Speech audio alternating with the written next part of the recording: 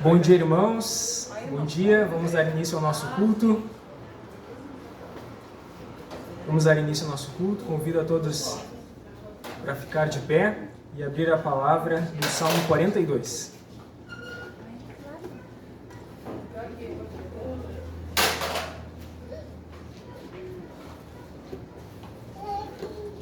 Salmo de número 42, que diz assim: Como suspira a corça pelas correntes das águas, assim por ti, ó Deus, suspira a minha alma. A minha alma tem sede de Deus, do Deus vivo. Quando irei e me verei perante a face de Deus? As minhas lágrimas têm sido o meu alimento dia e noite, enquanto me dizem continuamente: o teu Deus, onde está? Lembro-me dessas coisas e dentro de mim se me derrama a alma, de como eu passava e eu com a multidão de povo e os guiava em procissão à casa de Deus, entre gritos de alegria e louvor, multidão em festa. Por que está batida, ó minha alma? Por que te perturbas dentro de mim? Espera em Deus, pois ainda o louvarei, a Ele, meu auxílio e Deus meu. Sinto abatida dentro de mim a minha alma. Lembro-me, portanto, de ti, nas terras do Jordão e no Monte Hermon, no outeiro de Mizar. Um abismo chama a outro abismo, ao fragor das tuas catadupas. Todas as tuas ondas e vagas passaram sobre mim. Contudo, o Senhor, durante o dia, me concede a sua misericórdia, e à noite comigo estão o seu cântico, uma oração ao Deus da minha vida. Digo a Deus, minha rocha: por que te olvidastes de mim? Por que hei de cantar eu, lamentando sob a opressão dos meus inimigos? Esmigalham-se-me os ossos quando os meus adversários me insultam, dizendo: o teu Deus, onde está? Por que estás abatida, ó minha alma? Por que te perturbas dentro de mim? Espera em Deus, pois ainda o louvarei, a Ele, meu auxílio e Deus meu. Amém? Este é um salmo de devoção muito profunda de Davi, entre as suas perseguições, as suas opressões. Alguns comentaristas dizem que esse salmo foi escrito durante a perseguição de Absalom, né? Mas por tantas perseguições que Davi passou, né? E neste salmo, então, ele relembra dos tempos em que ele cultuava ao Senhor no lugar devido, ele lembra dos cultos ao Senhor, ele sente saudade, né? Essa é a motiva da angústia de Davi, além da perseguição, o fato dele não poder mais cultuar, de ele estar impelido, né, de fazer os seus cultos. Por isso que ele tem essa frase tão forte, né? Como suspira a corça pelas correntes das águas, assim por ti, ó Deus, suspira a minha alma. Assim por ti eu tenho sede. Assim por ti, né, eu anelo. Né? Que coisa mais linda, né? Quando nós, talvez, não pudéssemos vir a um culto, que a nossa alma se conturbasse assim, né? Dizendo: ó Senhor, como eu queria, né, estar lá para cultuar junto com a tua congregação. Né? E Davi, ele vai falando sobre isso. Mas uma das coisas muito interessantes desse salmo é a devoção grandiosa de Davi. Né? Nos nossos devocionais, na minha casa, a gente tem falado muito sobre a devoção profunda de Davi. Um homem, né, que se deliciava na comunhão com Deus. Como ele diz, né, na tua destra delícias perpetuamente. Que nós possamos ser assim. Né? E quando ele está abatido, ele fala: por que está abatido, ó minha alma? Por que te perturbas dentro de mim? Espera em Deus, pois ainda o louvarei, a Ele, o meu auxílio e Deus meu. E quando a alma se perturba, talvez o remédio mais eficaz seja voltar ela para o lugar do verdadeiro alívio. É para o lugar onde a gente encontra verdadeiro alívio, verdadeiro conforto. Amém? Uma música do Estênio Marços, uma música poema, na verdade, diz, né, ele falando com a alma dele: puxa uma cadeira, minha alma, que eu quero te perguntar. Por que tu me roubas a calma e me bota tristeza no olhar? Vamos fazer um acordo? Uma vida tranquila viver. Lembra daquilo que o Mestre falou: a minha graça te basta. Então, que a gente possa cultuar ao Senhor, bendizer ao Senhor por nós estarmos nesse domingo aqui cultuando como igreja. Amém? Vamos louvar, mas antes vamos fazer uma oração. Senhor Jesus, nós engrandecemos ao Teu santíssimo nome. Nós Te louvamos, rendemos louvores ao nosso Deus triuno. Nós Te rendemos louvores, Pai. Engrandecemos o Teu nome por esse momento tão precioso que é estar reunidos como igreja para louvar o Teu santo nome, para agradecer por todas as Tuas bênçãos, por agradecer por todas as Tuas provisões, por Te louvar pela Tua majestade, pela Tua grandiosidade. Nós Te agradecemos e agradecemos, Senhor, pela oportunidade de estarmos reunidos. Nós queremos, Senhor, neste momento, louvar o Senhor, aprender com a Tua palavra e que nós possamos, Senhor, sempre ser bem-sucedidos nisso, de coração aberto e sincero para o receber da Tua palavra. Amém. Vamos louvar.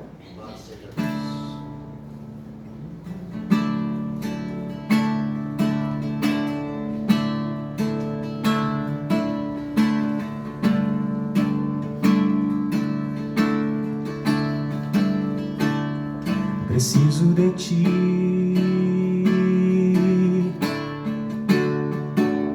preciso do Teu perdão, preciso de Ti, quebranta meu coração, como a corça anseia por águas, assim tenho sede.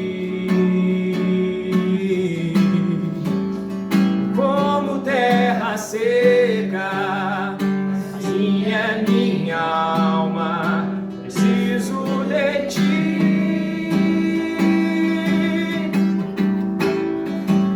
Distante de Ti, Senhor, não posso viver, não vale a pena existir. Escuta o meu clamor, mais que o ar que eu respiro, preciso de Ti.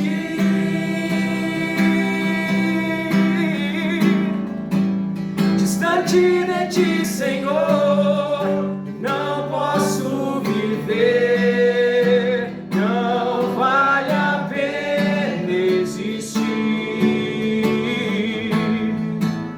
Escuta o meu clamor, mais que o ar que eu respiro, preciso de Ti.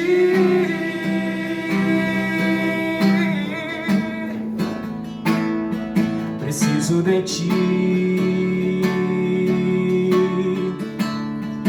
preciso do Teu perdão, preciso de Ti, quebranta meu coração, como a corça anseia por águas, assim tenho sede. Como terra seca, assim é minha alma, preciso de Ti. Distante de Ti, Senhor, não posso viver, não vale a pena existir. Escuta o meu clamor, mais que o ar que eu respiro, preciso de Ti. Distante de Ti, Senhor, não posso viver, não vale a pena existir. Escuta o meu clamor, mais que o ar que eu respiro, preciso de Ti. Distante de Ti, Senhor, distante de Ti, Senhor, não posso viver, não vale a pena existir. Escuta o meu clamor, mais que o ar que eu respiro, preciso de Ti. Distante de Ti, Senhor, não posso viver, não vale a pena existir. Escuta o meu clamor, mais que o ar que eu respiro,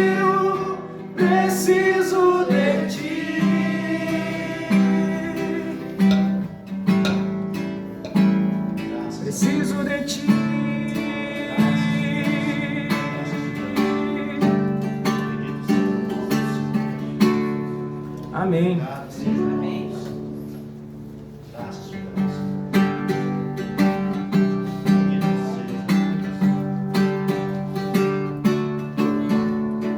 Tudo que tens feito, tudo que vais fazer, tuas promessas e tudo que és, eu quero te agradecer, todo o meu ser, por tudo que tens feito, por tudo que vais fazer, por tuas promessas e tudo que és, eu quero te agradecer com todo o meu ser. Te agradeço, meu Senhor, te agradeço, meu Senhor, te agradeço por me libertar e salvar, por ter morrido em meu lugar. Te agradeço, eu te agradeço, Jesus, te agradeço, te agradeço por tudo que tens feito, por tudo que vais fazer, por tuas promessas e tudo que és, eu quero te agradecer com todo o meu ser. Te agradeço, meu Senhor, te agradeço, meu Senhor, te agradeço por me libertar e salvar, por ter morrido em meu lugar. Te agradeço, eu te agradeço, Jesus, te agradeço, te agradeço, te agradeço, meu Senhor, te agradeço, meu Senhor, te agradeço por me libertar e salvar, por ter morrido em meu lugar. Te agradeço, eu te agradeço, Jesus, te agradeço, te agradeço.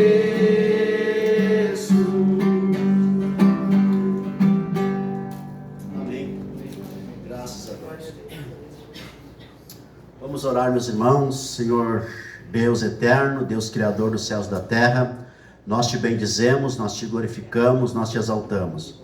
Bendito seja Deus que nos salva, bendito seja Deus que perdoa nossos pecados, bendito seja Deus que nos redime, bendito seja Deus que nos abençoa, bendito seja Deus que nos fortalece, que nos cura, que nos levanta, bendito seja Deus que nos faz caminhar e ilumina o nosso caminho. Bendito seja Deus que enviou o seu Filho, nosso Senhor Jesus Cristo, para morrer em nosso lugar. Bendito seja o Deus Criador que enviou o seu Espírito Santo para nos fortalecer e estar conosco todos os dias. Amém. Amém. Meus irmãos, louvado seja Deus, bendito seja o nosso Senhor que nos abençoa. Podem sentar, louvado seja Deus. Quero louvar a Deus pela vida de vocês, né? Glorificar a Deus pela vida de vocês. Hoje é domingo, dia do Senhor, e para nós, o dia do Senhor, o domingo, é um dia especial, né? Nem para todos, né? Mas para alguns de nós, o dia do Senhor é um dia especial, para alguns de nós, né? Para alguns de nós, para aqueles que zelam pelo dia do Senhor, para aqueles que amam o dia do Senhor, para aqueles que a coisa mais importante para fazer no domingo é cultuar, esses honram, né, e tem o dia do Senhor como um dia especial. Meus irmãos, nós estamos falando, né, sobre os 7 pecados capitais, que é um tema importante, né, da espiritualidade cristã ao longo dos séculos. É um tema muito importante, sempre foi tratado, sempre foi ensinado, sempre foi lembrado, e mais do que nunca, né, em tempos de relatividade, de relativismo moral e espiritual, lembrar dos 7 pecados capitais sempre é importante, porque para o cristão, né, o pecado é o afastamento máximo da lei de Deus. E eu comecei com a ira, que é o pecado que mais, digamos assim, a gente precisa tratar com ele, porque todos possuem. Os outros pecados, em alguma medida, a gente possui também, como orgulho, né? O orgulho, também a gente possui ele de uma forma maior ou menor sempre. Mas a ira, meus irmãos, como eu tenho falado nos últimos 2 domingos, a ira é um componente da nossa estrutura humana, né? Da personalidade humana. E a ira, ela é boa, não foi criada pelo diabo, como alguns pensam. A ira é divina, porque a Bíblia diz que Deus se ira. É um atributo divino a ira. Então a ira é boa. A ira é boa porque foi Deus que nos fez com a ira, porque a ira é uma espécie, né? Ela faz parte da nossa personalidade, ou dos nossos temperamentos, porque ela também é um componente de preservação, né? Essa capacidade que a gente tem de reagir, de se indignar, de se irar, no impulso a gente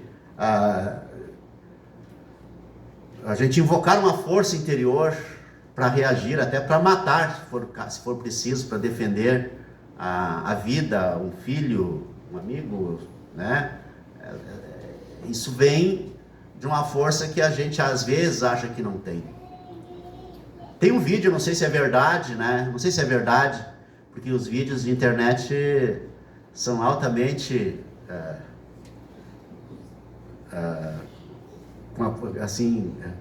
passíveis, né, de ser manipulados. Mas tem um vídeo que eu acho que não é verdade, mas se for é interessante, eu vou usar o vídeo, verdade ou não, como uma ilustração disso. Mas tem uma moça sentada numa cadeira e de repente vem uma cobra, né, e ela, no instinto de proteção, parece que de um filho, ela pega a cobra e joga longe, né?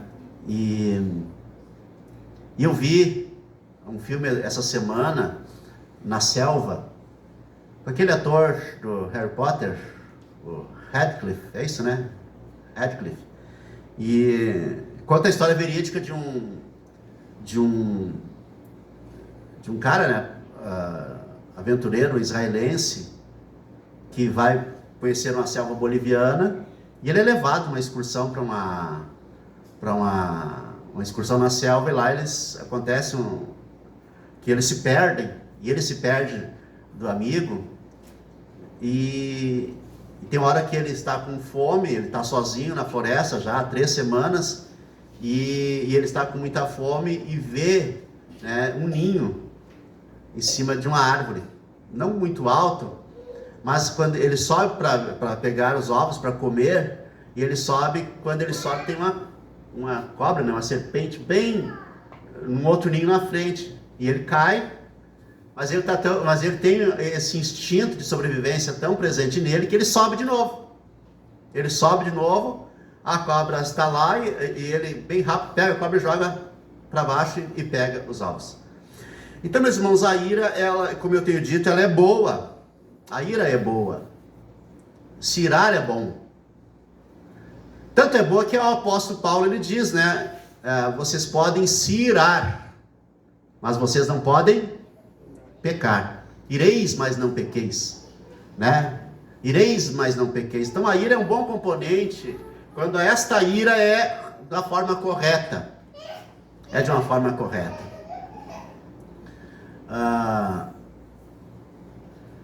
Tem uma cena que eu vi também essa semana, Família Soprano, que o Soprano, né, pai, está numa consulta, porque as partes mais legais da série é ele consultando com uma psiquiatra, né, uma psicanalista, e uma psiquiatra que faz a terapia psicanalista com ele, e tem um momento que ela é estuprada, né, e então, na volta da terapia, ele diz, né, que ela precisa reagir de alguma forma. Ela diz: tá, mas daí eu vou viver irada? Ele diz: sim, não tem problema nenhum a ira. Isso o paciente dizendo para a psicanalista: não há problema nenhum irar, é só colocar a ira no lugar certo. Na hora de enfrentar o inimigo, na hora de matar o adversário, né? Então, exatamente assim, meus irmãos, que a ira ela é boa, só que ela precisa ser colocada no seu lugar certo. É isso que a gente está vendo aqui. Em Tiago capítulo 1, versos 19 e 20, nos diz assim, meus irmãos: sabeis estas coisas, meus amados irmãos, todo homem, toda pessoa, todo ser humano. Tiago 1,19, não esperei vocês achar, né? Tiago 1,19, vamos lá. Tiago 1,19, quase no final da Bíblia, depois de Hebreus, antes dos Pedros e dos Joões. Tiago capítulo 1, verso 19 e 20, diz assim: sabeis estas coisas, meus amados irmãos, todo homem, todo ser humano, toda pessoa, pois, seja pronto para ouvir, tardio para falar, tardio para se irar, porque a ira do homem, a ira humana, não produz a justiça de Deus. Ele não está dizendo que não pode se irar, mas ele diz: seja tardio para irar. Ou seja, se você se irar, se ire, né, na medida certa, pela coisa certa e com o comportamento certo. E eu não estou definindo a ira aqui, eu estou tratando a ira no sentido de ela ser um comportamento, né? Então eu não estou aprofundando as questões mais de definição, mas sim tratando como um comportamento. Então meu tema de hoje é irascíveis e iracundos, comportamentos indesejáveis. No primeiro sermão nós vimos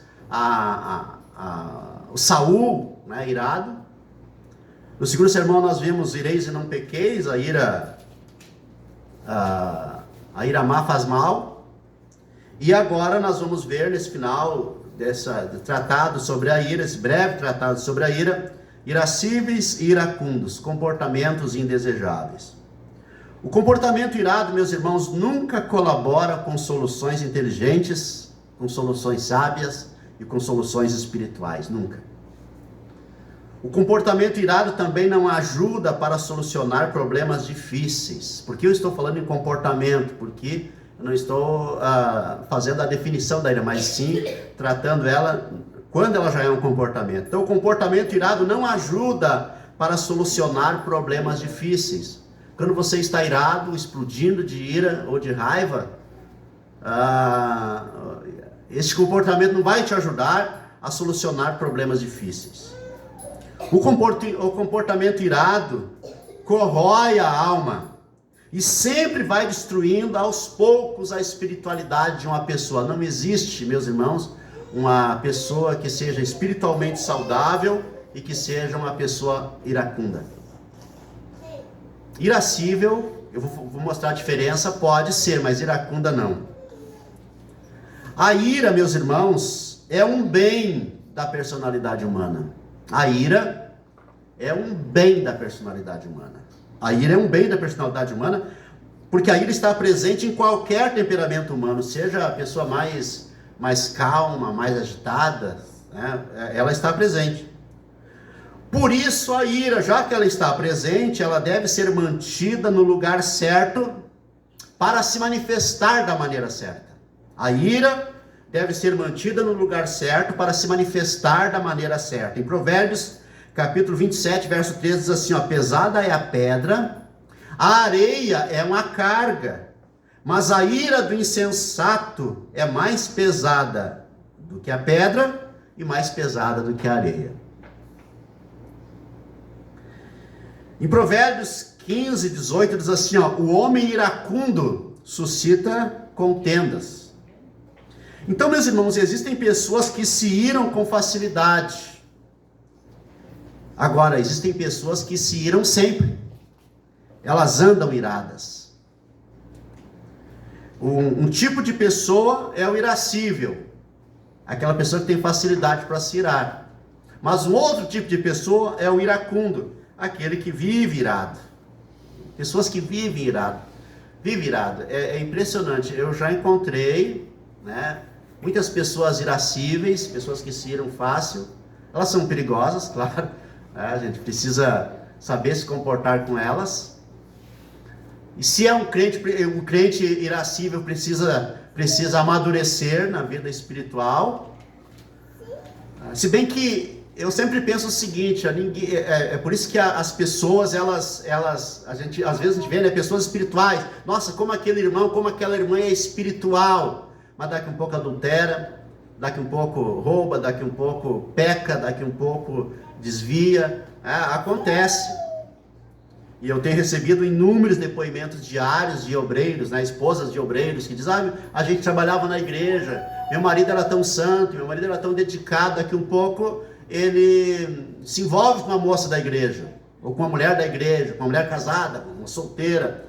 Por quê? Porque eu penso o seguinte, eu penso que tudo na vida começa com uma mentalidade forte. Essa é a minha principal pressuposição, assim, da vida, da análise humana, tudo começa com uma mentalidade. Uma mentalidade fraca, a pessoa pode até ser espiritual por um tempo, equilibrada por um tempo, crente por um tempo, mas se a sua mentalidade for fraca, se a sua mente não for decidida, firme, não tiver uma mentalidade forte, ela pode ter picos, né, de espiritualidade, mas não vai permanecer. Ela não vai permanecer. Por isso que tantos crentes vivem altos e baixos, né?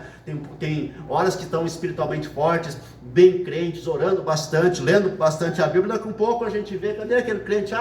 Tá por aí, né? Não está mais, não consigo orar, diz eles, não consigo manter uma vida espiritual saudável. Agora, uma pessoa que tem uma mentalidade forte, por isso que Paulo ele diz, né, em Romanos 12, né? Não vos conformeis com esse século, mas transformai-vos pela renovação da vossa mente, para que vocês possam experimentar a boa, perfeita e agradável vontade de Deus. Então Paulo é um cara que trabalha muito com a mente, né, com a mentalidade, fortalecer a mente, e eu sigo essa linha aí. Irmãos, existem pessoas então que são irascíveis, outros são iracundos. Qual é a diferença? A irascível se ira ocasionalmente, mas se ira com frequência. A iracunda está sempre ou permanentemente irada. Eu conheci poucas pessoas iracundas, mas são pessoas de difícil convívio. A irascível nem sempre se ira, mas se ira com frequência. A iracunda sempre se ira em qualquer problema. Qualquer problema é uma pessoa irada. Conhece ela porque é uma pessoa irada. Qualquer assunto que for discutir com ela se ira. O sangue ferve. Tem pessoas que chegam a mudar a cor, né, quando estão discutindo um problema. Eu gosto de discutir política com o Paulo, por exemplo, né, porque o Paulo mantém a fleuma, né? O Paulo é um fleumático. Penso eu, né? Então assim, ele mantém a fleuma, ele mantém a calma, e eu provoco ele ali, parece uma estátua, né? Discute, eu discordo, mas ele se mantém. Já tem outras pessoas que tu vai discutir futebol com eles. Eu tenho amigos que tu vai discutir, e principalmente colorados, né? Nossa, tu vai discutir com eles, nossa, é um negócio assim muito, eles se iram de uma maneira assim. Eu tenho um amigo, né, casualmente é o pai do Natan, que ele é tão colorado que a gente morava na mesma cidade quando o Inter foi campeão do mundo.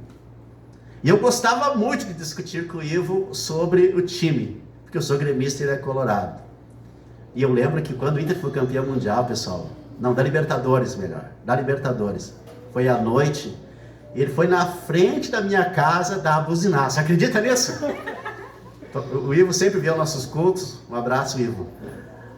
Meu amigo Ivo. Ele foi lá na frente da minha casa dar buzinaço. Vê se pode. Mas isso não tem nada a ver com irascíveis, eu só usei o exemplo aqui. Meus irmãos, o irascível se ira durante o dia, mas não dorme irada. A pessoa irascível, ela se ira durante o dia, mas não dorme irada. A iracunda acorda irada, dorme irada e acorda irada. É um negócio impressionante. A irascível tem mais dificuldade em reconhecer o erro e o pecado.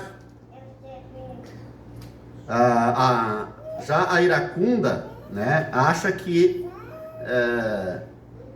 aliás, a irascível tem mais facilidade, né, em reconhecer o erro e o pecado.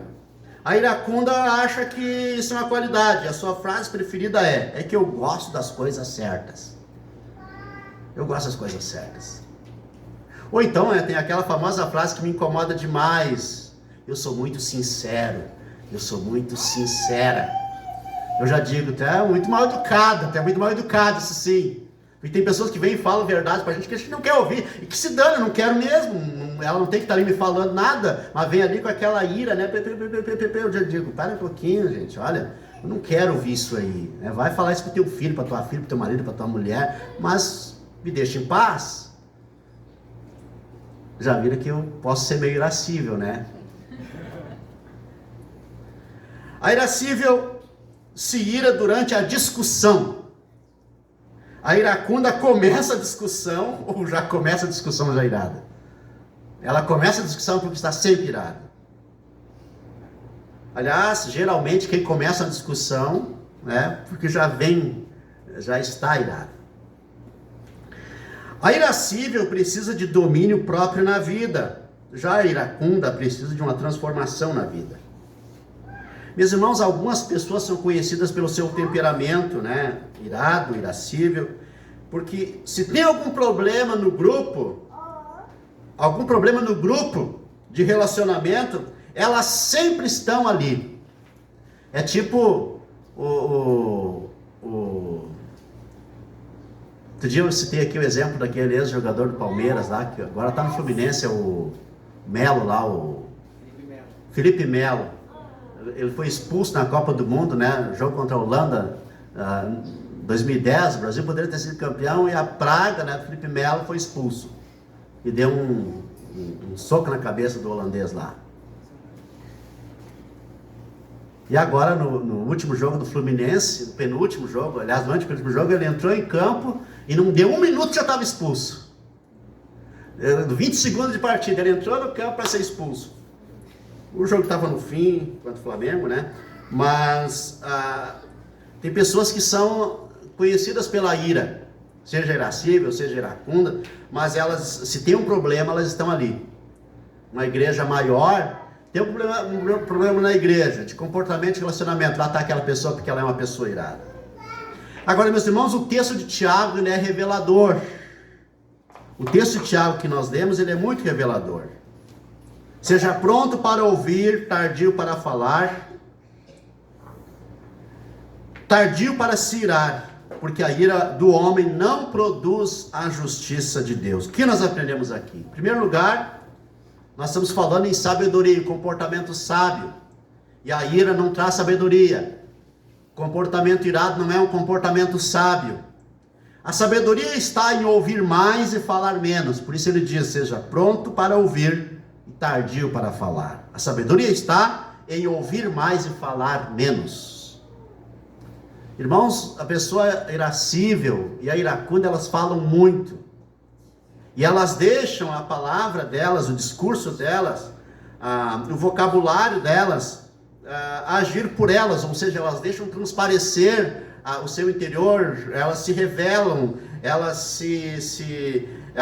elas colocam tudo para fora por meio de palavras, e quando elas estão iradas, elas não dominam elas não deixam a mentalidade, a mente, né, a sabedoria condicionar as suas palavras. É a ira que condiciona as suas palavras. Ela fala o que quer falar. Por isso eu sempre digo o seguinte, contrariando, né, alguns teóricos aí do comportamento, eu digo que muitos dizem que quando a gente se ira, a gente fala o que não quer. Eu já a partir dos meus pressupostos, né, da mentalidade, eu penso diferente, que é justamente quando nós estamos descontrolados, irados, que a gente fala tudo que está no nosso coração, tudo que a gente queria falar, mas que no momento de politicamente correto a gente não consegue falar, a gente não quer falar, a gente não fala. Agora, quando a gente está irado, a gente desabafa. E tudo que está no coração, a boca fala, a Bíblia diz, aquilo que o coração está cheio.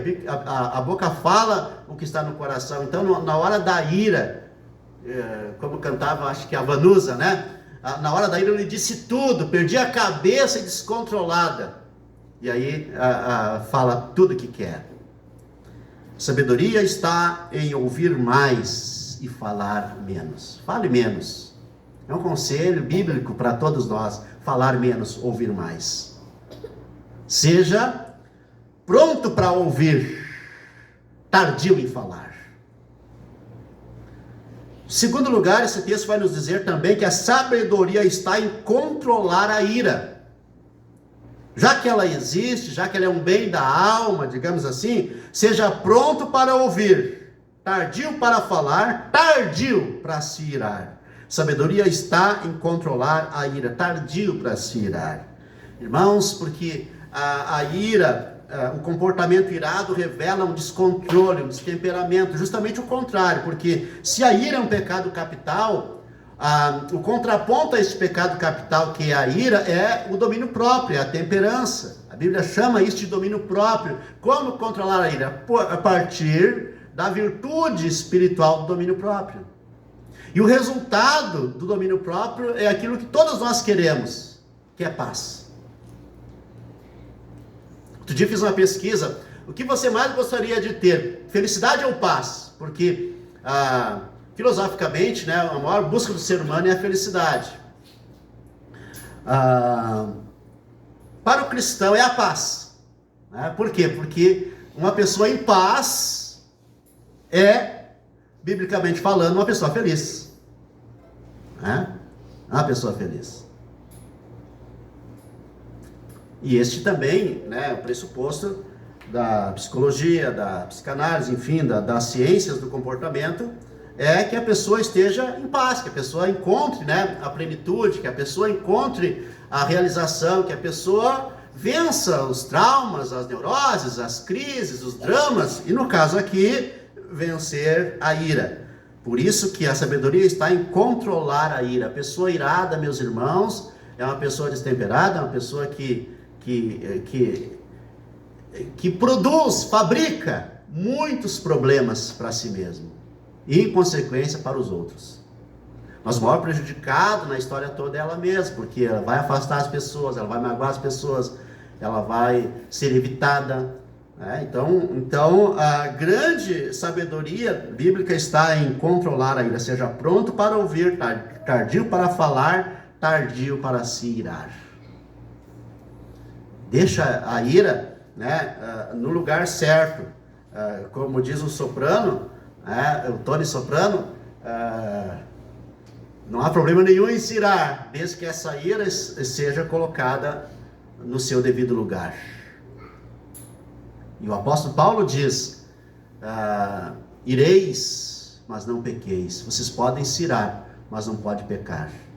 Não se ponha o sol sobre a vossa ira, ou seja, não deixa a ira dormir contigo. Terceiro, meus irmãos, a sabedoria está em nunca se precipitar. Aliás, voltando à pesquisa, não deu resultado, as pessoas da minha pesquisa responderam, 70% mais ou menos, que queriam paz. Porque tendo paz, seriam felizes. E as pessoas, na verdade, nem sabem o que realmente é a felicidade, mas sabem que querem paz. Porque as pessoas, na verdade, nunca penso eu que não existe, que aquela pessoa que está buscando felicidade nunca vai encontrar, Porque é igual o horizonte, né? Quanto mais tu te aproxima, mais distante ele fica. Então a felicidade, ou a pessoa é feliz, ou não vai encontrar essa felicidade, porque pode, digamos assim, ter uma condição feliz. Irmãos, em terceiro lugar, a sabedoria está em nunca se precipitar. Então, seja pronto e seja tardio. Seja pronto para algumas coisas, tardio para outras. Seja pronto para ouvir, tardio para se irar, tardio para falar. Isso significa não se precipite, nunca. Não haja por impulsos. É por isso que eu sempre aconselho a pessoa o seguinte: está com problema, ficou desempregado. Aliás, fiz uma live ontem sobre isso, se vocês quiserem ouvir, né? Acesse lá, me dá uma chance, né? e veja minha live lá no Instagram. Eu fiz uma live sobre isso, como as pessoas resolvem esses problemas, o impulso. Ficou desempregado, e agora? Vou morrer, o mundo vai acabar, né? Vou passar fome. Eu nunca me esqueço que em 2005 eu mudei de cidade, fui de Porto Alegre para Erechim. E eu fiquei um ano juntando coisas, né? Azeite, sabão em pó, macarrão, café. E quando eu mudei, eu tinha lá 40 e poucos tubos de azeite, 20 e poucos pacotes de macarrão, 15 pacotes de café e por aí vai. E quando a moça que ajudou lá a descarregar as coisas, ela disse, e ajeitar as coisas: pastor, o senhor está com medo de passar fome aqui? Eu pensei, é só uma programação. Mas, na verdade, a gente sempre tem medo, né? Uma coisa nova, vai que. Então, a sabedoria está em nunca se precipitar e agir, né? Só depois. Esse é um conselho para vocês, é um conselho bíblico também. Tanto que Jesus disse: se você quiser fazer uma construção, antes faça orçamento, antes se programe. Olha só, meus irmãos, a sabedoria está em nunca se precipitar. Então, qual é o meu conselho para a vida? É o seguinte: antes de tomar qualquer decisão,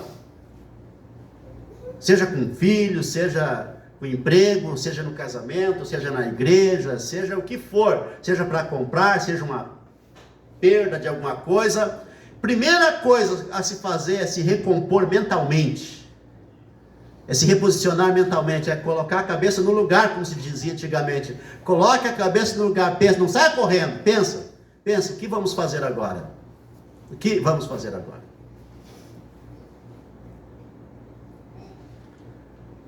Eu lembro de uma história que eu ouvi, né, que aconteceu num viaduto. Um caminhão tranca, né, no viaduto. E não tem como tirar dali. E vem o engenheiro, pensa, vamos tirar aqui, vamos tirar ali. Se der uma ré no caminhão, pode abalar as estruturas e era um caminhão alto, né? Vai abalar as estruturas do viaduto, pode, enfim. E tinha uma criança sentada na calçada, e ela disse: tio, eu tenho uma ideia. Estava ali pensando, olhando, tenho uma ideia. Quem sabe murcha os pneus. O engenheiro olhou e disse: faz sentido. Murchou o pneu, baixou o caminhão, puderam tirar o caminhão. Então tinha alguém ali pensando, não precipitado, não querendo aparecer, não querendo agir, mas alguém pensando, olhando a situação. Meus irmãos, essa é a melhor coisa da vida. Porque não vai resolver. Eu lembro também de um pastor que ele estava pronto para viajar, e tinha um casal que brigava sempre.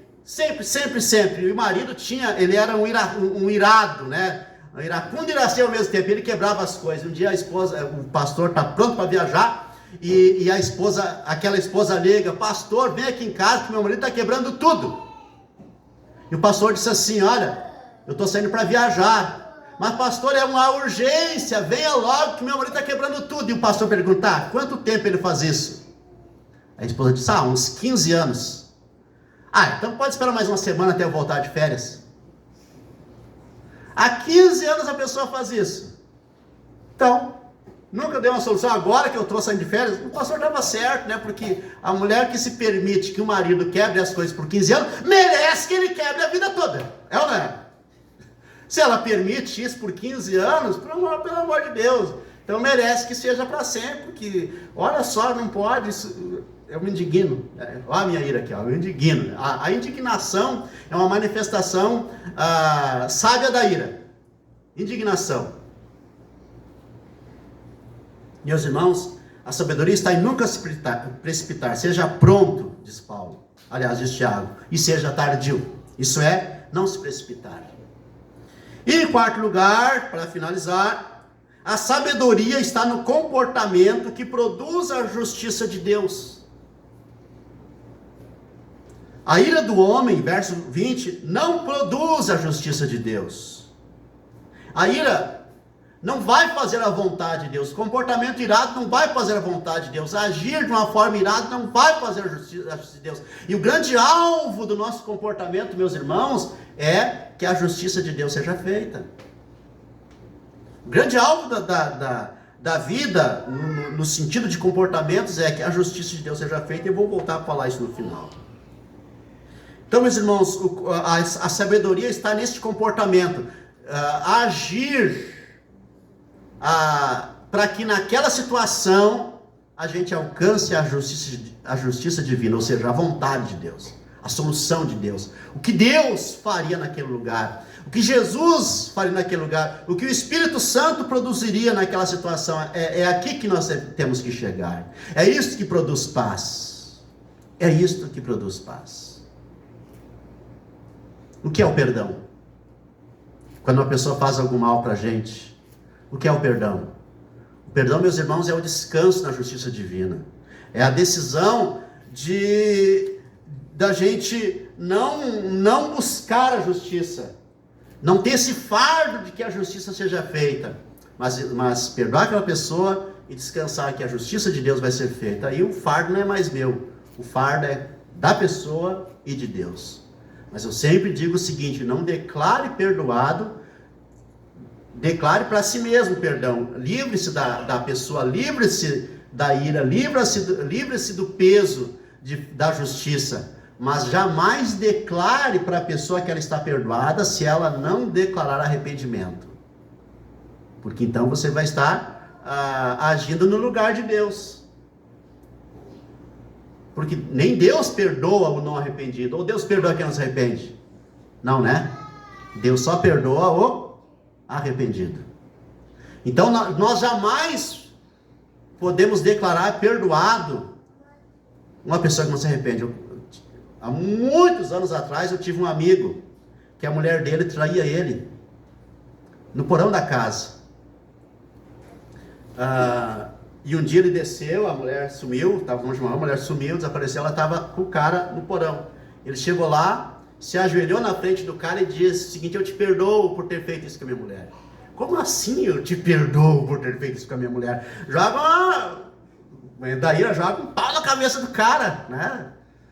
E diga, olha, e ela também, vocês, por favor, né, vão embora juntos da minha casa. Mas olha a capacidade, o mau ensino, dizer para o cara eu te perdoo, dizer para a mulher eu te perdoo também, e ele contou isso como testemunho na igreja ainda. Eu digo, não, como assim tu vai declarar perdoado um cara, né, que está dormindo com a tua mulher? E como tu vai declarar a tua mulher perdoar se ela não está arrependida? Então não declare perdão para não arrependimento, para não arrependido. Agora perdoe no coração, mas não declare eu te perdoo, porque você só pode declarar, biblicamente falando, você só pode declarar eu te perdoo quando a pessoa diz eu estou arrependido. Aí é uma obrigação cristã perdoar. Porque se você declarar perdão para não arrependido, você está perdendo a oportunidade daquela pessoa se arrepender verdadeiramente. Irmãos, para finalizar, quero trazer algumas aplicações, alguns conselhos para a vida. A pergunta é sobre a ira: quem controla quem? A ira te controla ou tu controla a ira? Porque a ira cresce à medida que ela é cultivada. Por isso é preciso parar de cultivar a ira. Para. Tenha o controle. Agora, onde o comportamento mais prejudica? Quando ele atinge pessoas. Fique irado com situações, a famosa indignação, mas não com pessoas. Por exemplo, uma ira justa, né, é a ira com atitudes erradas de pessoas, injustas de pessoas, situações, mas poupe a pessoa da tua ira, poupe de ofender, poupe de agredir, porque isso não vai fazer bem para você mesmo. Não interiorize a sua ira, ou seja, não devolva ela para dentro, já que ela veio de dentro, que ela fique fora, mas não volte para dentro. Não a trate com carinho. Irmãos, a ira não deve ser tratada com carinho, ou seja, ó minha ira. Não deixe a ira voltar para dentro. É isso que Paulo está dizendo, não se ponha o sol sobre a vossa ira. Não perca tempo se irando por longo tempo, porque enquanto você está sem dormir, a outra pessoa pode estar tirando um belo sono. Você está irado com a pessoa e a pessoa está lá dormindo. Você está irado, não dorme, e a pessoa com quem você está irado está dormindo, desfrutando do seu lazer e da sua paz. Pense antes de falar. Isso é ser tardio em falar, isso é ser tardio em se irar. Irmão, se a tua queixa, se a tua reclamação, se a tua discussão é fruto da ira, então você nunca terá razão. Porque os excessos acompanham o comportamento irado. O maior bem da alma do cristão, como eu disse antes, é ter paz. Irmãos, que bênção é dormir em paz. Que bênção é acordar em paz. E que bênção é viver em paz. Nossa, quando tu resolve um problema e dorme em paz, meu Deus do céu, quando tu paga uma dívida que te incomoda, nossa, que coisa boa. Quando alguma coisa boa acontece, nossa, quando uma solução chega depois de um tempo de perturbação, esta sensação é a paz. É o que nós buscamos. E para mim a grande realização da mente é a mente em paz. Amém? Irmãos, para finalizar agora as aplicações, o maior bem da alma é ter paz, a paz, o contrário da paz é a ira. E o grande ideal da gente é viver em paz e estar em paz. Em 1 Pedro capítulo 3, verso 9, diz assim, ó: não pague o mal com o mal, ou injúria por injúria. Antes, pelo contrário, abençoando e bendizendo, pois fostes chamados para isto, a fim de receberes bênção por herança.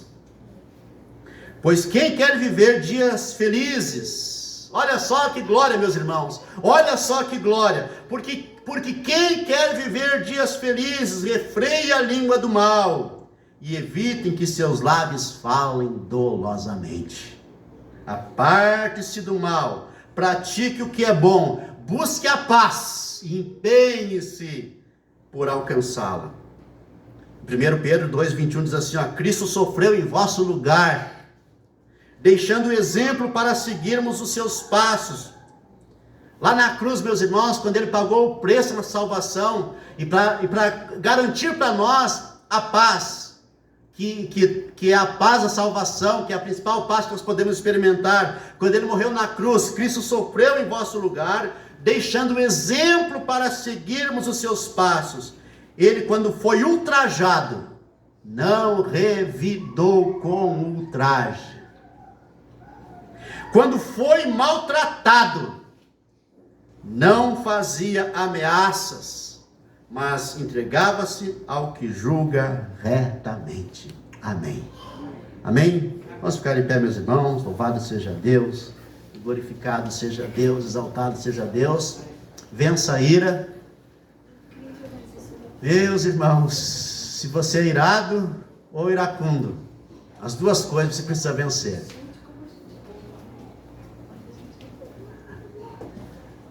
Viva em paz.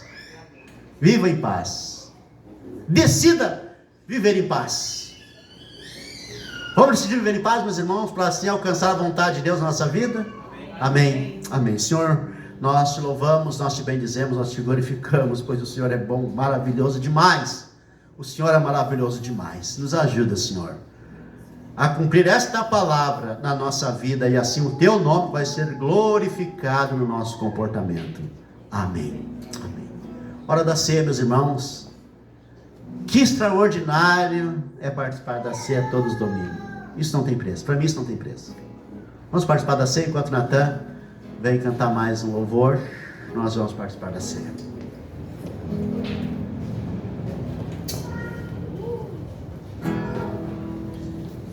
Digno de glória e honra, levantamos nossas mãos para teu nome exaltar.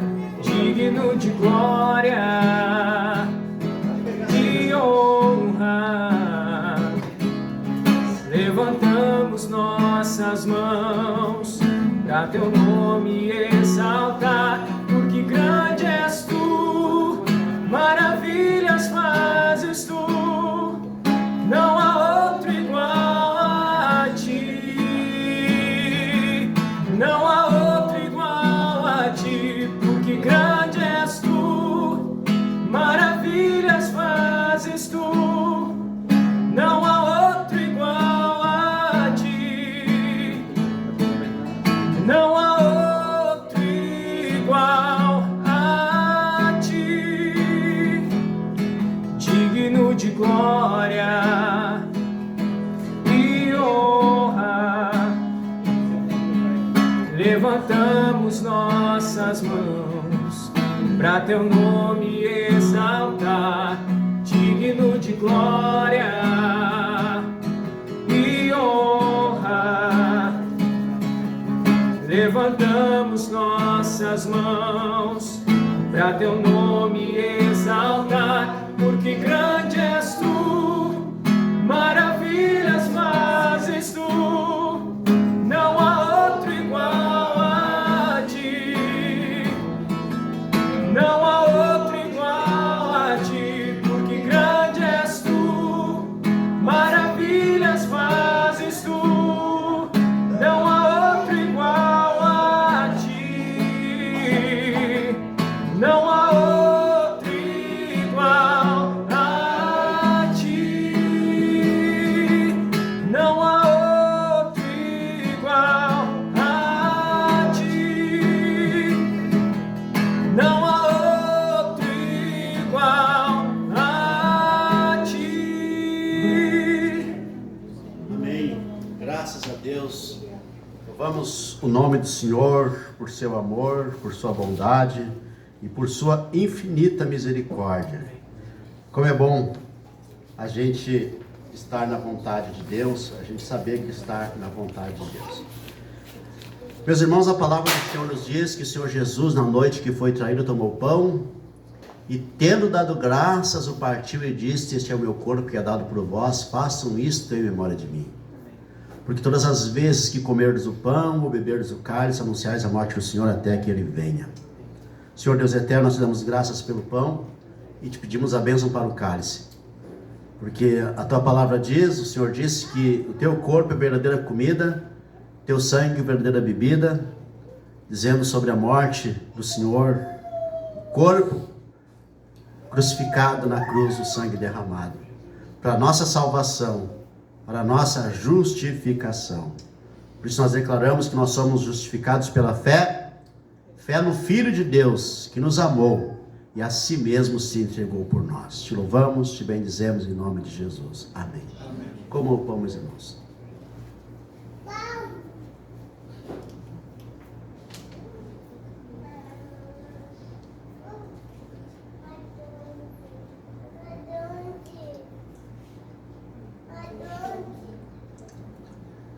Recitem comigo, meus irmãos, o credo apostólico. Creio em Deus, Pai Todo-Poderoso, Criador do céu e da terra. Creio em Jesus Cristo, seu único Filho, nosso Senhor, o qual foi concebido por obra do Espírito Santo. Nasceu da Virgem Maria, padeceu sob o poder de Pôncio Pilatos, foi crucificado, morto e sepultado. Desceu ao inferno, ressurgiu dos mortos ao terceiro dia, subiu ao céu, está sentado à direita de Deus Pai Todo-Poderoso, de onde há de vir para julgar os vivos e os mortos. Creio no Espírito Santo, na Santa Igreja Católica, na comunhão dos santos, na remissão dos pecados, na ressurreição do corpo, na vida eterna. Amém. Louvado seja Deus, louvado seja Deus. Lembrando, meus irmãos, quando nós falamos na Santa Igreja Católica, nós estamos falando de catolicidade, não de catolicismo, né? Catolicidade, a igreja de todos os santos, a igreja que é de todos os santos, de todos os tempos, de todos os lugares.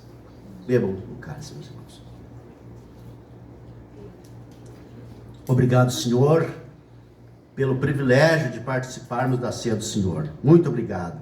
Te louvamos, te bendizemos em nome do nosso Senhor Jesus Cristo. Amém. Ore comigo, meus irmãos, oração do Senhor.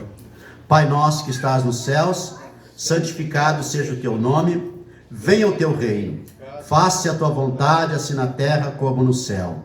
O pão nosso de cada dia dá-nos hoje, e perdoa-nos as nossas dívidas, assim como nós temos perdoado aos nossos devedores.